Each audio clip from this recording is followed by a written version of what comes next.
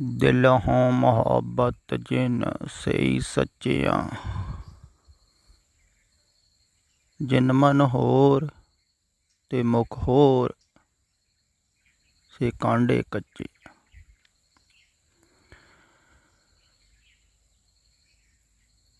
इस मुहब्बत नूं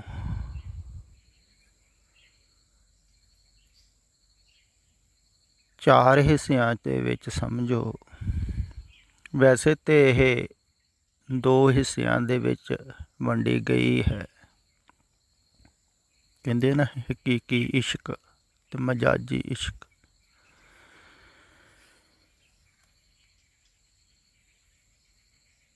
ਪਰ ਜ਼ਿਆਦਾ ਸਹੀ ਸਮਝਣ ਵਾਸਤੇ ਤੁਹਾਡੇ ਖਿਆਲ ਵਿੱਚ ਆ ਸਕੇ ਇਹਨੂੰ ਇਉਂ ਸਮਝੋ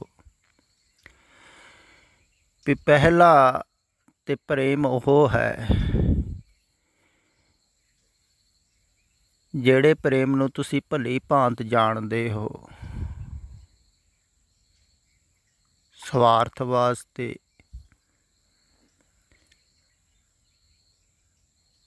ਜਿਵੇਂ ਦੁਕਾਨਦਾਰ ਕਰਦੇ ਹਨ ਗ੍ਰਾਹਕ ਨਾਲ ਪ੍ਰੇਮ, ਵਪਾਰੀ ਕਰਦਾ ਹੈ ਆਪਣੇ ਕਸਟਮਰ ਨਾਲ ਪ੍ਰੇਮ। ਇੱਦਾਂ ਹੀ ਜਿਹਨੂੰ ਵੀ ਜਿਹਦੇ ਨਾਲ ਲੋੜ ਹੈ, ਜ਼ਰੂਰਤ ਹੈ, ਉਹ ਉਹਦੇ ਨਾਲ ਪ੍ਰੇਮ ਕਰਦਾ। ਇਹ ਹੈ ਸਭ ਤੋਂ ਨਿਮਨ ਪੱਧਰ ਵੀ ਲੋੜ ਨਾ ਪੂਰੀ ਕੀਤੀ ਕਿਸੇ ਨੇ ਤੇ ਪ੍ਰੇਮ ਟੁੱਟ ਗਿਆ। ਇਸੇ ਕਾਰਨ ਹੀ ਇਹ ਟੁੱਟਦਾ ਰਹਿੰਦਾ ਹੈ, ਇਹ ਖਾਸ ਨਹੀਂ। ਦੂਸਰਾ ਹੈ ਜਿਹਨੂੰ ਤੁਸੀਂ ਅਸਲੀ ਪ੍ਰੇਮ ਕਹਿੰਦੇ ਹੋ ਵੀ ਇੱਕ ਦੂਸਰੇ ਦੀ ਗੱਲ ਮੰਨਣੀ, ਇੱਕ ਦੂਸਰੇ ਦੇ ਕੰਮ ਆਉਣਾ।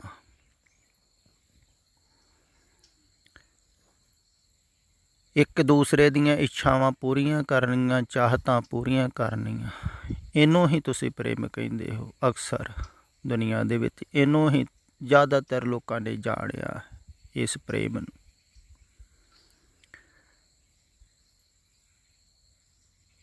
ਘਰ ਦੇ ਵਿੱਚ ਵੀ, ਪਰਿਵਾਰਾਂ ਦੇ ਵਿੱਚ ਵੀ ਇਹੋ ਹੀ ਪ੍ਰੇਮ ਪਰਿਵਾਰਾਂ ਨੂੰ, ਘਰਾਂ ਨੂੰ ਜੋੜ ਕੇ ਰੱਖਦਾ ਹੈ। ਕਿਉਂਕਿ ਇੱਕ ਦੂਸਰੇ ਦੀ ਮੰਨਦੇ ਹੋ ਤੁਸੀਂ, ਪਤੀ ਪਤਨੀ ਮੰਨਦੀ ਹੈ, ਇੱਕ ਦੂਸਰੇ ਦੇ ਦੋਵੇਂ ਗੱਲ ਸੁਣਦੇ ਹਨ, ਇੱਛਾ ਪੂਰੀਆਂ ਕਰਦੇ ਅਤੇ ਪ੍ਰੇਮ ਚੱਲਦਾ ਰਹਿੰਦਾ। ਇੱਛਾ ਨਹੀਂ ਕੋਈ ਪੂਰੀ ਕਰਦਾ ਹੈ ਅਤੇ ਟੁੱਟ ਜਾਂਦਾ ਹੈ। ਚਾਹਤ ਪੂਰੀ ਨਹੀਂ ਕੀਤੀ, ਜੋ ਸੋਚਿਆ ਸੀ ਨਹੀਂ ਹੋਇਆ, ਜਿੱਦਾਂ ਦਾ ਚਾਹਿਆ ਸੀ ਉੱਦਾਂ ਨਹੀਂ ਹੋਇਆ ਅਤੇ ਪ੍ਰੇਮ ਟੁੱਟ ਜਾਂਦਾ ਹੈ। ਅਜੋਕੇ ਸਮੇਂ 'ਚ ਜ਼ਿਆਦਾ ਟੁੱਟ ਰਹੇ ਹਨ। ਇਹ ਦੂਸਰੇ ਤਲ ਦਾ ਪ੍ਰੇਮ ਹੈ, ਥੋੜ੍ਹਾ ਜਿਹਾ ਉਹਦੇ ਤੋਂ ਉੱਪਰ ਹੈ।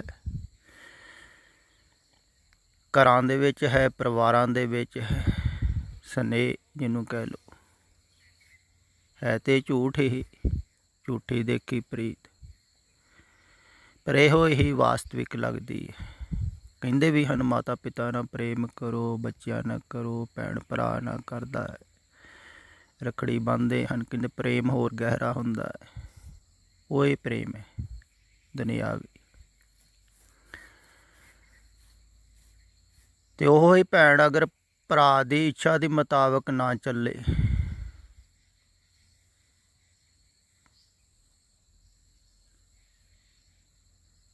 ਅਤੇ ਭਰਾ ਉਸੇ ਭੈਣ ਦੀ ਹੀ ਜਾਨ ਲੈਣ ਨੂੰ ਵੀ ਤਿਆਰ ਹੋ ਜਾਵੇਗਾ ਜਿਹਦੇ ਕੋਲੋਂ ਰੱਖੜੀ ਬਣਾਈ ਸੀ। ਇਹ ਵੀ ਗੱਲ ਖਿਆਲ ਵਿੱਚ ਰੱਖਣ ਯੋਗ ਹੈ। ਉਹ ਮਾਤਾ ਪਿਤਾ ਹੀ ਹੰਕਾਰ ਵਾਸਤੇ ਵੀ ਸਾਡੀ ਬਦਨਾਮੀ ਕਰ ਰਹੀ ਹੈ, ਤਾਂ ਕਿੱਧਰ ਜਾਂਦਾ ਹੈ ਪ੍ਰੇਮ ਫਿਰ? ਕਿਉਂਕਿ ਪ੍ਰੇਮ ਮਾਨਸਿਕ ਸੀ ਨਾ, ਇੱਛਾ ਦੇ ਮੁਤਾਬਕ ਨਹੀਂ ਚੱਲਿਆ ਤਾਂ ਟੁੱਟ ਜਾਂਦਾ ਹੈ। ਬਲਕਿ ਪ੍ਰੇਮ ਹੀ ਹਿੰਸਾ ਕਰਦਾ ਹੈ। ਜ਼ਿਆਦਾਤਰ ਇਸੇ ਤਲ ਦੇ ਲੋਕ ਹਿੰਸਾਤਮਕ ਹੁੰਦੇ ਹਨ। ਅਤੇ ਤੀਸਰਾ ਹੋਰ ਉੱਪਰਲਾ ਤਲ ਹੈ, ਉਹ ਪ੍ਰੇਮ ਹੈ ਗੁਰੂ ਦਾ ਸ਼ਿਸ਼ ਨਾਲ, ਸ਼ਿਸ਼ ਦਾ ਗੁਰੂ ਨਾਲ।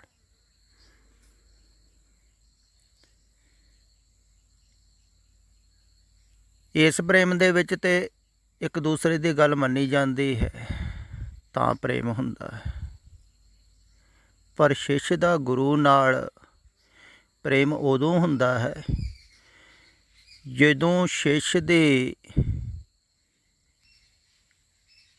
ਕੋਈ ਵੀ ਗੱਲ ਜਿਹੜੀ ਹੈ ਨਾ ਗੁਰੂ ਮੰਨਦਾ ਨਹੀਂ ਹੈ, ਉਹਦੀਆਂ ਚਾਹਤਾਂ ਪੂਰੀਆਂ ਨਹੀਂ ਕਰਦਾ ਹੈ, ਤਾਂ ਵੀ ਸ਼ਿਸ਼ ਨੂੰ ਪ੍ਰੇਮ ਜਿਹੜਾ ਹੈ ਨਾ ਉਹ ਗਹਿਰਾ ਹੁੰਦਾ ਹੈ।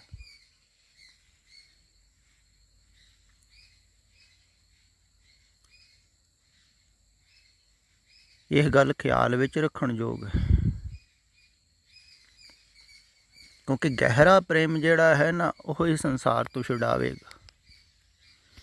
ਉਪਰਾ ਜਿਹੜਾ ਹੈ ਉਹ ਤਾਂ ਸੰਸਾਰ ਨਾਲ ਬੰਧੇਗਾ ਹੀ, ਜਿਹੜਾ ਤੁਸੀਂ ਕਰ ਰਹੇ ਹੋ। ਗਹਿਰਾ ਜਿਹੜਾ ਹੈ ਉਹ ਜਦੋਂ ਹੁੰਦਾ ਹੈ ਤੇ ਅਗਰ ਨਾ ਵੀ ਮੰਨੀ ਜਾਵੇ ਗੱਲ, ਜੋ ਚਾਹਿਆ ਸੀ ਉਹ ਨਹੀਂ ਹੋਇਆ, ਉਹਦੇ ਤੋਂ ਉਲਟ ਵੀ ਹੋ ਜਾਵੇ, ਤਾਂ ਵੀ ਪ੍ਰੇਮ ਨਾ ਘਟੇ ਵੀ ਉਹਨਾਂ ਨੇ ਠੀਕ ਹੀ ਕੀਤਾ ਹੋਵੇਗਾ, ਮੇਰੇ ਤੋਂ ਉਲਟ ਗੱਲ ਕੀਤੀ ਤੇ ਮੈਨੂੰ ਸਮਝਾਇਆ। ਜਿਵੇਂ ਇੱਥੇ ਹੀ ਥੋੜ੍ਹੇ ਦਿਨ ਪਹਿਲਾਂ ਇੱਕ ਨੌਜਵਾਨ ਆਇਆ ਸੀ ਰਹਿਣ ਵਾਸਤੇ ਤੇ ਮੈਂ ਉਹਨੂੰ ਵਾਪਸ ਭੇਜ ਦਿੱਤਾ। ਇੱਕਦਮ ਤੇ ਉਹਨੂੰ ਨਾਰਾਜ਼ਗੀ ਹੋਈ ਹੋਵੇਗੀ, ਹਰ ਇੱਕ ਨੂੰ ਹੀ ਹੋਵੇਗੀ, ਕਿਉਂਕਿ ਤੁਸੀਂ ਸੋਚ ਕੇ ਆਉਂਦੇ ਹੋ, ਪੂਰੀ ਪਲਾਨਿੰਗ ਕਰਕੇ ਆਉਂਦੇ ਹੋ। ਉਹ ਸਾਰੀ ਪਲਾਨਿੰਗ 'ਤੇ ਅਗਰ ਪਾਣੀ ਫਿਰ ਜਾਵੇ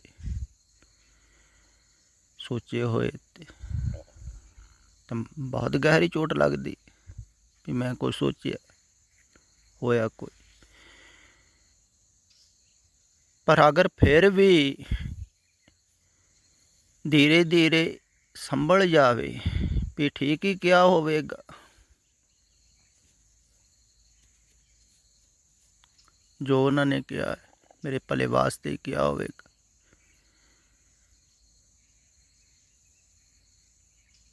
ਬਲਕਿ ਕਈ ਵਾਰ ਬਿਲਕੁਲ ਉਲਟ ਵੀ, ਜੋ ਤੁਸੀਂ ਸੋਚਦੇ ਵੀ ਨਹੀਂ ਹੋ, ਸੋਚਿਆ ਵੀ ਨਹੀਂ ਹੈ ਸ਼ਿਸ਼ ਨੇ ਕਦੇ, ਉਹ ਵੀ ਕਰ ਦਿੰਦੇ ਹਨ। ਜਦੋਂ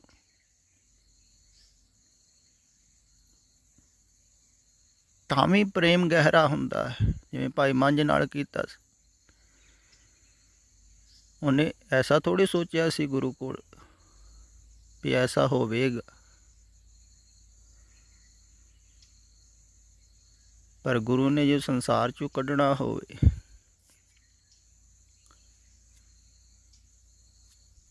ਤਾਂ ਉਹ ਜਾਣਦਾ ਹੈ ਨਾ ਕਿਵੇਂ ਕੱਢਣਾ ਹੈ। ਸ਼ਿਸ਼ ਦਾ ਮਨ ਥੋੜ੍ਹੀ ਜਾਣਦਾ ਹੈ, ਮਨ ਤਾਂ ਸੰਸਾਰ ਨਾਲ ਜੁੜਦਾ ਹੈ। ਇਸ ਕਰਕੇ ਮਨ ਦੀਆਂ ਥੋੜ੍ਹੀ ਮੰਨਦੇ ਹਨ ਗੁਰੂ, ਮਨ ਦੀਆਂ ਮਨੌਤਾਂ ਥੋੜ੍ਹੀ ਮੰਨਦੇ ਹਨ। ਹੁਣ ਅਰਦਾਸਾਂ ਕਰਨਗੇ ਗੁਰੂ ਅੱਗੋਂ ਖੜ ਕੇ, ਸ਼ੁਭ ਇੱਛਾਵਾਂ ਪੂਰੀਆਂ ਕਰੋ ਜੀ, ਸ਼ੁਭ ਕਾਮਨਾਵਾਂ। ਉਹ ਸ਼ੁਭ ਕਿਹੜੀਆਂ ਹੋਈ, ਤੁਹਾਡੀਆਂ ਹੀ ਹਨ ਨਾ, ਭਾਵੇਂ ਸ਼ੁਭ ਹੋਣ ਅਸ਼ੁਭ ਹੋਣ, ਅਤੇ ਤੁਹਾਡੀਆਂ ਇੱਛਾ ਪੂਰੀਆਂ ਜਿਹੜਾ ਕਰ ਰਿਹਾ ਹੈ ਗੁਰੂ, ਤੇ ਉਹ ਗੁਰੂ ਹੀ ਨਹੀਂ ਹੈ। ਗੁਰੂ ਤੇ ਚਾਹਤਾਂ ਨੂੰ ਸਮਾਪਤ ਕਰਦਾ ਹੈ, ਤੁਹਾਡੀ ਚਾਹਤ ਦੇ ਮੁਤਾਬਕ ਥੋੜ੍ਹੀ। ਚਾਹਤ ਤੋਂ ਜਦੋਂ ਬਿਲਕੁਲ ਉਲਟ ਹੋਵੇ, ਇਸ ਕਰਕੇ ਮਨ ਮਰੇਗਾ ਨਾ। ਅਗਰ ਤੁਹਾਡੀ ਚਾਹਤ ਦੇ ਮੁਤਾਬਕ ਹੀ ਸਭ ਕੁਛ ਉਹ ਕਰ ਰਿਹਾ ਹੋਵੇ ਫਿਰ ਤੁਹਾਡਾ ਮਨ ਕਿਵੇਂ ਮਰੇਗਾ? ਫਿਰ ਤਾਂ ਮਨ ਚੱਲਦਾ ਹੀ ਰਹੇਗਾ, ਜੋ ਸੰਸਾਰ 'ਚ ਚੱਲ ਰਿਹਾ ਹੈ ਤਿਵੇਂ ਹੀ ਧਰਮ ਦੇ ਵਿੱਚ ਚੱਲਦਾ ਰਹੇਗਾ, ਕਿਉਂਕਿ ਗੁਰੂ ਚਾਹਤਾਂ ਪੂਰੀਆਂ ਕਰ ਰਿਹਾ ਹੈ। ਤਿਵੇਂ ਹੀ ਸੰਸਾਰੀਆਂ ਧਾਰਮਿਕ ਲੋਕ ਹਨ ਜਿਹੜੇ, ਉਹਨਾਂ ਦਾ ਚੱਲ ਰਿਹਾ ਹੈ, ਕਿਉਂਕਿ ਗੁਰੂ ਇੱਛਾਵਾਂ ਪੂਰੀਆਂ ਕਰ ਰਿਹਾ ਹੈ ਉਹਨਾਂ ਦੀਆਂ। ਤੋਂ ਮਜ਼ੇ ਦੇ ਨਾਲ ਗੁਰੂ ਦੇ ਨਾਲ ਵੀ ਜੁੜੇ, ਸੰਸਾਰ ਨਾਲ ਵੀ। ਤੋ ਇੱਛਾਵਾਂ ਪੂਰੀਆਂ ਨਹੀਂ ਕਰਦਾ ਹੈ, ਚਾਹਤਾਂ ਪੂਰੀਆਂ ਨਹੀਂ ਕਰਦਾ, ਇਸ ਕਰਕੇ ਮਨ ਨੂੰ ਮਾਰਦਾ ਹੈ। ਮਨ ਨੂੰ ਮਾਰਨ ਦਾ ਅਰਥ ਹੁੰਦਾ ਜੋ ਤੁਸੀਂ ਸੋਚਦੇ ਹੋ ਉਸ ਤੋਂ ਉਹ ਉਲਟ ਕਰਦਾ ਹੈ, ਤਾਂ ਹੀ ਮਨ ਮਰੇਗਾ। ਤਾਂ ਹੀ ਮਨ ਟੁੱਟੇਗਾ ਨਾ। ਇਸੇ ਕਰਕੇ ਕਿਹਾ ਨਾ, ਮਨ ਕੀ ਮਤ ਤਿਆਗੋ ਹਰ ਜਨ। ਵੀ ਇਹ ਕਠਨ ਹੈ, ਸੰਸਾਰ 'ਚ ਨਹੀਂ ਛੁੱਟਣੀ ਤੁਹਾਡੀ ਮਨ ਦੀ ਮੱਤ, ਇੱਥੇ ਨਹੀਂ ਤਿਆਗੀ ਜਾਣੀ। ਇਹ ਕਠਨ ਕੰਮ ਜਿਹੜਾ ਹੈ ਨਾ, ਉਹ ਸੰਸਾਰ ਦੇ ਹਿੱਸੇ ਨਹੀਂ ਆਇਆ ਹੈ। ਸੰਸਾਰਿਕ ਲੋਕ ਤਾਂ ਤੁਹਾਡੀਆਂ ਕਾਮਨਾਵਾਂ ਇੱਛਾਵਾਂ ਪੂਰੀਆਂ ਕਰਦੇ ਆ, ਉਹ ਤੇ ਉੱਪਰੋਂ ਜੋੜ ਕੇ ਰੱਖਦੇ ਤੁਹਾਨੂੰ। ਤੁਹਾਡੇ ਨਾਲ ਮਤਲਬ ਹੈ ਨਾ ਬਾਹਰ।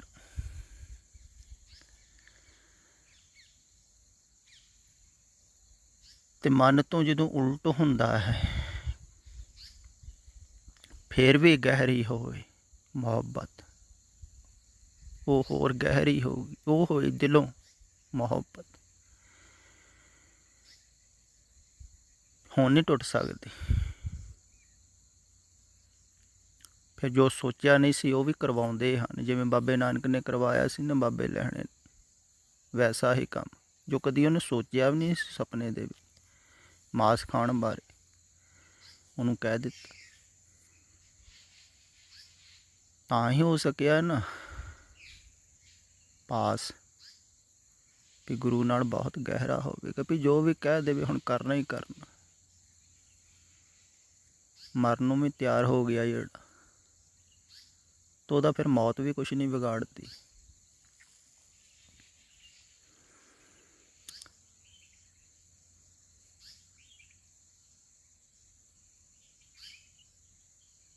ਤੇ ਉਸ ਤੋਂ ਉੱਪਰ ਜਿਹੜਾ ਪ੍ਰੇਮ ਹੈ, ਆਖਰੀ ਸਿਖਰ ਦਾ ਕਹਿ ਲਈਏ, ਉਹ ਪਹਿਲੀਆਂ ਪੰਕਤੀਆਂ ਦੇ ਵਿੱਚ ਕਿਹਾ ਹੋਇਆ ਹੈ। ਦਿਲੋਂ ਮੁਹੱਬਤ ਜਿਨ ਸਈ ਸੱਚੀਆਂ, ਜਿਨ ਮਨ ਹੋਰ ਤੇ ਮੁਖ ਹੋਰ ਕਾਂਡੇ ਕੱਚੀਆਂ। ਰੱਤੇ ਇਸ਼ਕ ਖੁਦਾਏ ਰੰਗ ਦੀਦਾਰ ਕੇ, ਵਿਸਰਿਆ ਜਿਨ ਨਾਉ ਸੇ ਭੋਏ ਪਾਰਥੀ। ਕਹਿੰਦੇ ਜਿਹੜੇ ਰੱਤੇ ਹੋਏ ਹਨ ਇਸ਼ਕ ਖੁਦਾਏ, ਖੁਦਾ ਦੇ ਇਸ਼ਕ ਪ੍ਰੇਮ ਦੇ ਵਿੱਚ, ਤੇ ਜਿਹੜੇ ਨਹੀਂ ਰੱਤੇ ਹੋਏ ਹਨ ਪ੍ਰੇਮ ਦੇ ਵਿੱਚ ਇਸ਼ਕ ਖੁਦਾ ਦੇ, ਉਹ ਭੋਏ ਭਾਰਥੀ। ਇਹਦਾ ਕੀ ਅਰਥ ਹੋਇਆ? ਧਰਤੀ ਤੇ ਭਾਰੇ, ਭੋਏ ਭਾਰੇ ਅਕਿਰਤ ਕਣ, ਮੰਦੀ ਹੂੰ ਮੰਦੀ। ਕਹਿੰਦੇ ਉਹ ਭਾਰੇ ਹਨ ਜਿਨ੍ਹਾਂ ਦਾ ਪ੍ਰੇਮ ਇਹ ਸੰਸਾਰ ਨਾਲ ਲੱਗਾ ਹੋਇਆ ਹੈ। ਕਿਉਂਕਿ ਇੱਕ ਤਾਂ ਸਰੀਰ ਦਾ ਭਾਰ ਹੈ ਤੁਹਾਡਾ, ਧਰਤੀ 'ਤੇ ਸਰੀਰ ਜੁੜਿਆ ਹੋਇਆ ਹੈ ਧਰਤੀ 'ਤੇ, ਫਿਰ ਤੁਹਾਡੀ ਸੁਰਤ ਵੀ ਇਸੇ ਹੀ ਸਰੀਰ ਦੁਆਰਾ ਇਹ ਸੰਸਾਰ ਨਾਲ ਜੁੜ ਗਈ, ਤੁਸੀਂ ਹੋਰ ਭਾਰੇ ਹੋਗੇ।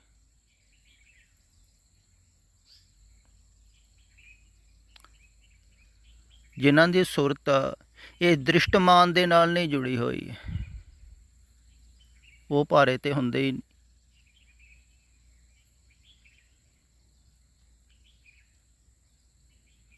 ਕਹਿੰਦੇ ਹਨ ਨਾ, ਬੇੜਾ ਜਰਜਰਾ ਫੂਟੇ 6,000, ਹਰੂਏ ਤਿਰ ਗਏ ਬੂਢੇ ਜਿਨ ਸਿਰ ਭਾਰ। ਭਾਰੇ ਹੋਈ ਹੈ ਸਿਰ 'ਤੇ ਜਿਹੜਾ ਚਿੱਤ ਸੰਸਾਰ ਵਿੱਚ ਲੱਗਾ ਹੋਇਆ, ਸਥੂਲ ਵਿੱਚ ਲੱਗਾ ਹੋਇਆ, ਤੇ ਤੁਸੀਂ ਜੁੜੇ ਹੋਏ ਹੋ ਸੰਸਾਰ ਨਾਲ, ਤੇ ਭਾਰ ਤੇ ਥੱਲੇ ਹੀ ਪੈ ਰਿਹਾ ਤੁਹਾਡਾ। ਤੇ ਜਿਨ੍ਹਾਂ ਦਾ ਚਿੱਤ ਸੰਸਾਰ ਨਾਲ ਨਹੀਂ, ਦ੍ਰਿਸ਼ਟਮਾਨ ਨਾਲ ਨਹੀਂ, ਦ੍ਰਿਸ਼ਟਮਾਨ ਹੈ ਸਗਲ ਮਥੇਨਾ ਜਾਣ ਲਿਆ, ਤਾਂ ਉਹਨਾਂ ਦੀ ਸੁਰਤ ਜਿਹੜੀ ਹੈ ਸੰਸਾਰ ਨਾਲ ਨਹੀਂ ਜੁੜੀ ਹੋਈ, ਉਹ ਭਾਰੇ ਨਹੀਂ ਹਨ।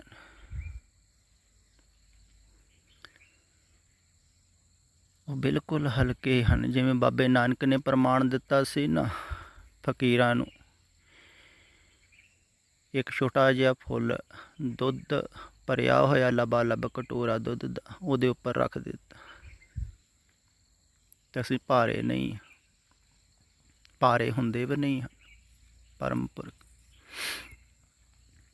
ਕਿਉਂਕਿ ਉਹਨਾਂ ਦੀ ਸੁਰਤ ਜਿਹੜੀ ਉਹ ਸੰਸਾਰ ਨਾਲ ਨਹੀਂ ਜੁੜੀ ਹੋਈ, ਉਹ ਸੁਤੰਤਰ ਹੁੰਦੇ ਹਨ, ਆਜ਼ਾਦ ਹਨ, ਉਹ ਆਕਾਸ਼ ਦੇ ਵਾਸੀ ਹਨ।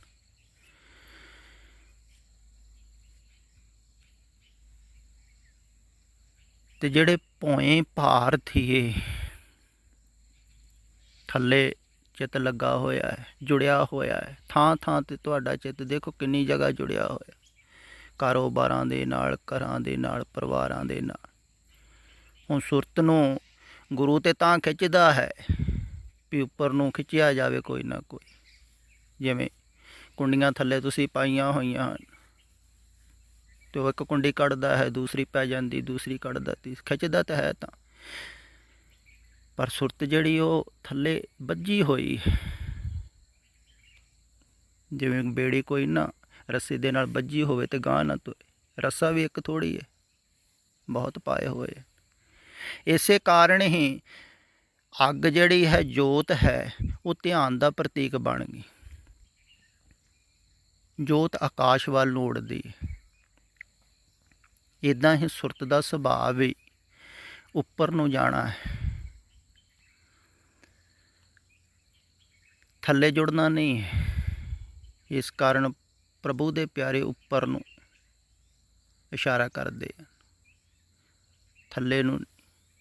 ਸੁਰਤ ਦਾ ਸੁਭਾਅ ਵੀ ਇਸ ਕਰਕੇ ਜੋਤ ਪ੍ਰਤੀਕ ਬਣ ਗਈ ਵੀ ਤੁਸੀਂ ਥੱਲੇ ਨਹੀਂ ਜੁੜਨਾ। ਭਾਵੇਂ ਸਰੀਰ ਕਰਕੇ ਤੁਸੀਂ ਥੱਲੇ ਹੋ, ਜੋਤ ਤੇ ਦੀਵੇ 'ਤੇ ਜਗ ਰਹੀ ਹੈ, ਪਰ ਦੀਵੇ ਦਾ ਹਿੱਸਾ ਫਿਰ ਨਹੀਂ ਬਣ ਰਹੀ, ਉੱਪਰ ਨੂੰ ਜਾ ਰਹੀ। ਇੱਦਾਂ ਹੀ ਸਰੀਰ ਤੇ ਤੁਹਾਡਾ ਸੰਸਾਰ ਦਾ ਹਿੱਸਾ ਹੀ ਹੈ, ਪਰ ਜੋਤ ਜਿਹੜਾ ਹੈ ਉਹ ਸੰਸਾਰ ਦਾ ਹਿੱਸਾ ਨਹੀਂ ਹੈ। ਜੋਤ ਕਰਤਾਰ ਦਾ ਹਿੱਸਾ ਹੈ, ਪ੍ਰਭੂ ਦਾ ਹਿੱਸਾ ਹੈ। ਤੋ ਜਿਹੜਾ ਵਾਸਤਵਿਕ ਪ੍ਰੇਮ ਹੈ ਨਾ, ਉਹ ਫਿਰ ਸੰਸਾਰ ਨਾਲੋਂ ਨਿਰਲੇਪ ਹੋ ਜਾਂਦਾ ਹੈ, ਉਹ ਬ੍ਰਹਮ ਦੇ ਨਾਲ ਹੋ ਜਾਂਦਾ ਹੈ। ਉਹ ਵਾਸਤਵਿਕ ਰੱਤੇ ਇਸ਼ਕ ਖੁਦਾਏ, ਉਹਦੇ ਇਸ਼ਕ ਦੇ ਵਿੱਚ ਰੱਤੇ ਹੋਏ ਰੰਗ ਦੀਦਾਰ, ਉਹਦੇ ਦੀਦਾਰ ਕਰ, ਉਹਦੇ ਦੀਦਾਰ ਕਰ, ਉਹਦੇ